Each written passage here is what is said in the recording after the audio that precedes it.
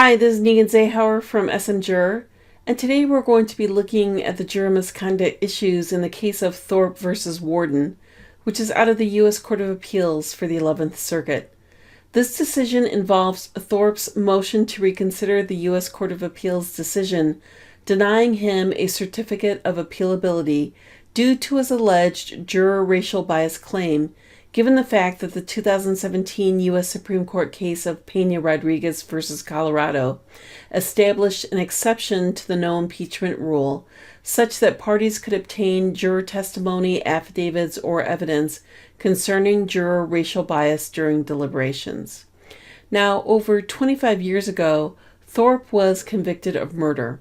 He alleged that a juror in his case had a racial bias against black people, and as such, he alleged that he was denied his Sixth Amendment right to a fair trial.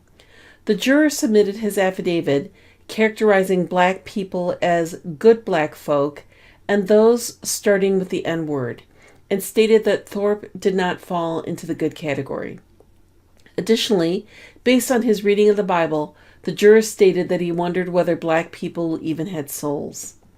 The U.S. Court of Appeals considered the matter and denied the motion for reconsideration for two reasons, noting that either reason could stand alone. First, it said that the Pena-Rodriguez decision was decided 25 years after Tharpe was convicted of murder, and that decision did not apply retroactively. At the time of Tharpe's conviction, the no impeachment rule, as established by Federal Rule of Evidence 606B, was in effect.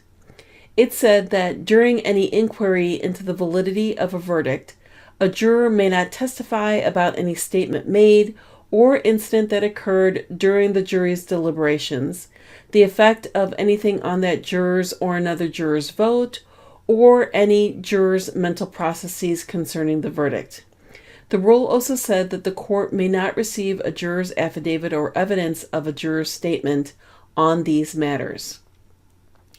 The U.S. Court of Appeals held that the Pena-Rodriguez decision could not apply to Tharpe's habeas claim because before Pena-Rodriguez, no precedent established that proof of a juror's racial animus created a Sixth Amendment exception to the no impeachment rule. The second reason why the motion for reconsideration was denied was that Tharpe had procedurally defaulted any juror bias claim and showed no cause to overcome the procedural default.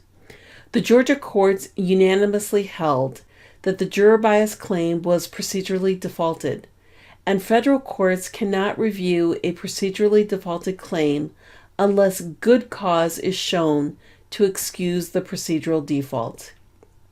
Here, Tharpe alleged that he had ineffective assistance of counsel related to the juror misconduct claim, but he only had bare conclusory allegations which did not demonstrate cause in excusing his procedural default. Since his attempt to show cause was wholly unsubstantiated, he failed to make the requisite showing of cause to have the federal court review the procedurally defaulted juror bias claim. So this was another reason why his motion for reconsideration was denied. This concludes our analysis of the juror misconduct issues in this case. For more information about other juror misconduct cases, our CLE courses, and other updates, please click on the red button.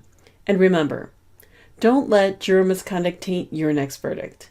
I'm Nilgün Zahour from SM JUROR. Thanks for watching, and see you next time.